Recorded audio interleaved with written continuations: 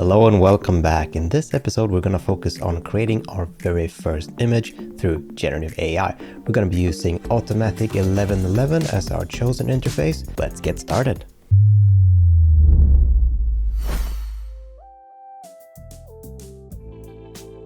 Once you're on the ThinkDiffusion page, you're going to click Launch up here. You're going to need to log in if you haven't done that. And then we're going to choose Automatic 1111. I'm going to choose the turbo machine here because it's the fastest one, but you can choose the one suited to your budget. Once you click Launch, you're going to see this window here. You can select how long you want it to run. It's going to be defaulted for 1 hour. I'm going to press Launch here. You can, whenever you want, stop the machine to save any remaining time. So you don't have to worry about the time that you set in the beginning. You can also expand the time whenever you want. Now it's going to take about 1 to 3 minutes to start this, so I'll see you in a minute. Once your machine is loaded, it's going to look something like this. Now on the top here, you have your remaining time. If you press change here, you can add or subtract time.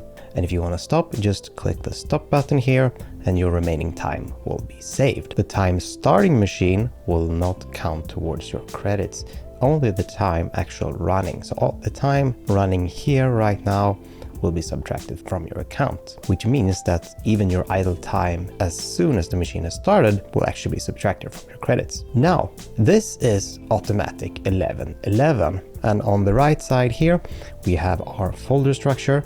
So we have Automatic 1111 here. If you go into that, you have all the folders. What you might be interested in specifically is the outputs folder. So all your images will be saved here. Now we have a couple of drop downs here, and this one first, Stable Diffusion checkpoint. Here you can select the model that you want to use. I've selected the ThinkDiffusion XL model here, which is a good default model. Now there are a lot to choose from depending on what you want to do. Maybe you want to create anime images, maybe you want to create realistic images. Some of them are tailored to specific styles, and some of them are just good average base models like ThinkDiffusion XL, which is a good model for good looking cinematic styled images. I start here with the prompt. There's a positive prompt here.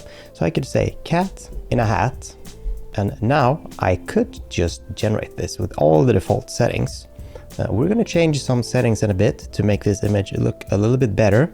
But let me just quickly show you what happens here now that I am generating a cat in a hat with the default settings. So we have a cat in a hat.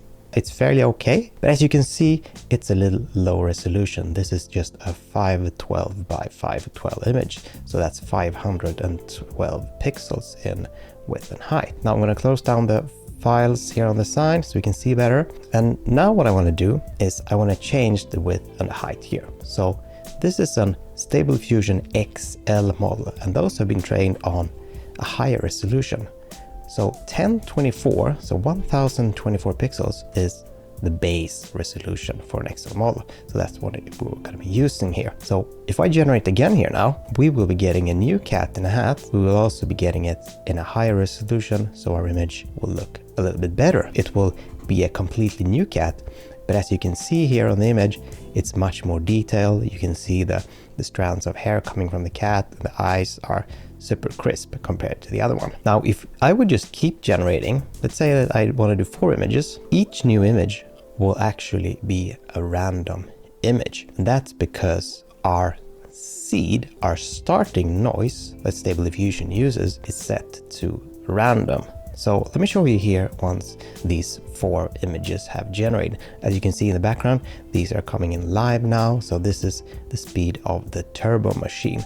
So this is high resolution images of a cat in a hat. And here you can see 4 images, all of them looking fairly good, I would say. We have this one where the ears pop out of the little hat here, but maybe that's intended, we don't know. We talked about the seed, and that's this little number here. It's set as -1, and that means it's randomized. And if you set this a number, let's say we pick this image, for example, we can reuse the seed by pressing the little green button here. That will give us the number here that was used for this image. So if we would generate this image again, we could do it 2 images. We will get the exact same image. So you can replicate an image with the exact same settings. Just bear in mind that if you're trying to replicate an image that you found on the internet with someone else's settings, it might be hard to replicate because there are so many small changes that can be made that you might not be able to replicate exactly. But if you're doing this by yourself,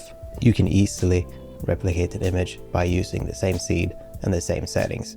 As you can see here, just keep generating the same one. However, we're gonna keep using a random seed. So we're gonna do -1 here, and we're gonna again change to 4 images. I'm gonna show you a little bit more about the prompting. So we had a cat in a hat here. We also have a negative prompt, which means that we can take out stuff we don't want. Let's say that we get a lot of dogs in the image. So we can basically just put dog in there. We weren't getting a lot of dogs previously, but if we were, you could put that in and it would try to remove any dogs in the image.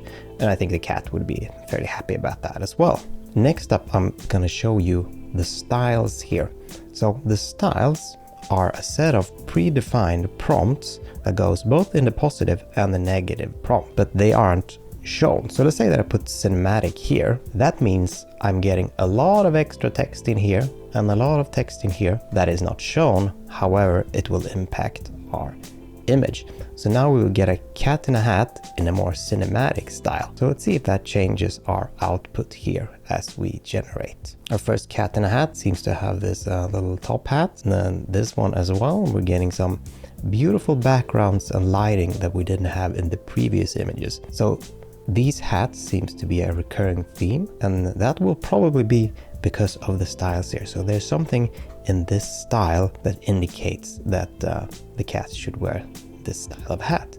It could be anything. Stable Diffusion interprets the words and gives us images that it thinks we want. But you can clearly see that we have more of a cinematic style on our image now. Now there are a lot of styles to choose from. We can remove the cinematic style here. Let's say, for example, that we want digital art instead. So let's put digital art in there and let's generate again. And we can clearly see now that the photographic element of the cat in a hat has gone.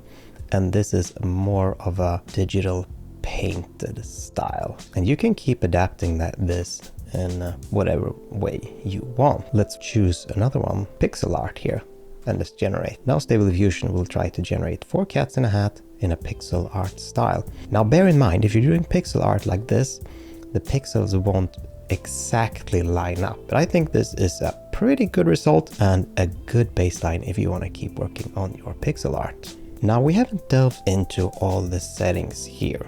We have looked at the width and the height. We have checked the batch count, or how many images you want. We will quickly look at the sampling method here and the sampling step. So the sampling method takes your prompt and turns it into an image. And there are a lot to choose from. Euler A, which is the default one here, is a very popular one. I personally prefer something called DPM++2mg. But since there are so many to choose from, I recommend that you try them for yourself. If you don't want that, use the 2mg or the Euler A. Those are great. But what you can do, start a little script down here called the XYZ plot. We can select here sampler, and we can select here steps, and here we can add a lot of the samplers. So if we take a couple of them in here, or a lot of them, some at random, it's not super important, we just want to see some difference. As your image generates, it goes from noise to a complete image, and each step makes it a little better each time. And I'm going to show you here what I'm talking about. So I'm going to show you 5, 10, 15, 20, 25, let's do 30 steps here as well. Now this will take quite some time to generate. I'm going to change this to 1 image as well.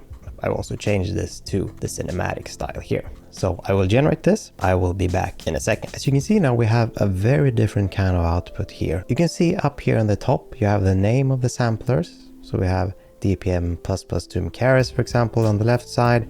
We have Euler A here, this row here, which was the one that we used previously. And as you can see from the steps here, from 5 steps, basically none of the samplers get a working image. So this is, you can sort of see the noise that it's starting with, and as for each step, it creates more of an image. And at 10 steps, most samplers have kind of gotten the composition, but the details aren't there yet. And in 15 steps, 20 steps, you can really see the images get together.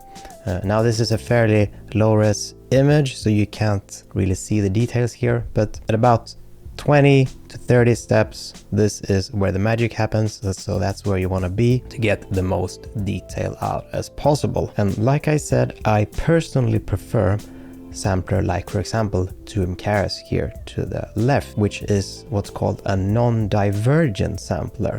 So if you look at the image at 10 steps here, it's similar to the one at 30 steps. It's not the exact same one, but it's a similar one because it's converging towards the same image. Now Euler A here, for example, is a divergent sampler. So it's not going to converge towards the same image. The image is going to keep changing.